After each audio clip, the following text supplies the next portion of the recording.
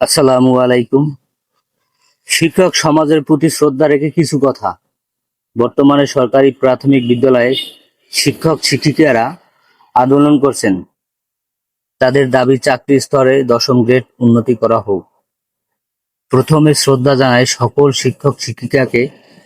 আপনাদের আপনারাই আমাদেরকে লেখাপড়া শিখিয়েছেন, মানুষ হতে শিখিয়েছেন, ভালো মন্দ চিনতে শিখিয়েছেন। আপনারা না থাকলে আমরা আজকের এই অবস্থানে আসতে পারতাম না। তবে সত্য কথাটা বলতে হবে, আজকে প্রাথমিক বিদ্যালয়গুলোর অবস্থা দেখলে খুবই মন খারাপ হয়ে যায়। দেশের বহু প্রাথমিক বিদ্যালয়ে পড়াশোনার মান একদম তলানিতে। অনেক শিক্ষক শিক্ষিকা এখনো আর নিজের পেশাকে মহান পেশা হিসেবে নয়,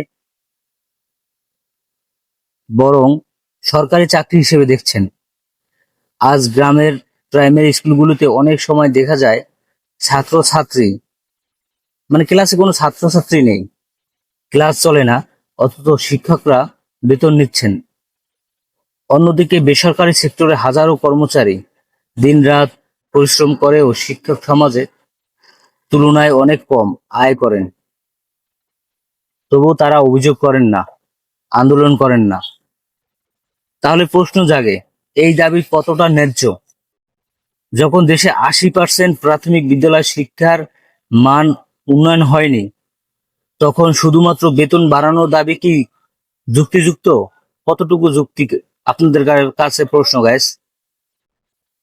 আমাদের বিশ্বাস, শিক্ষা মানেই একটি জাতির বিবেক। যদি আপনারা সত্যিকার ভাবে হালাল উপার্জন করতে চান, তাহলে প্রথমে পড়াশোনার মান উন্নয়নের মনোযোগ দিন। ছাত্রদের স্কুলে ফিরিয়ে আনুন, ক্লাসের প্রাণ ফিরিয়ে আনুন। তাহলে জাতি আবারও আপনাদের শ্রদ্ধা করবে, মাথা উঁচু করে। শিক্ষক একটি মহান পেশা, সেটিকে কলুষিত হতে দেবেন না। এখনো সময় আছে, নিজেকে ঠিক করুন বা স্কুলে ফিরুন। ভবিষ্যৎ ভবিষ্যৎ প্রজন্মের জন্য কাজ করুন। আমরা চাই না যে শিক্ষা সমাজের বিরুদ্ধে কথা বলতে, বরং চাই আপনাদের মাধ্যমে বাংলাদেশের প্রাথমিক শিক্ষা আবারও গৌরবময় উঠুক। সকল শিক্ষকদের প্রতি শ্রদ্ধা ও ভালোবাসা রইল। আসসালামু আলাইকুম।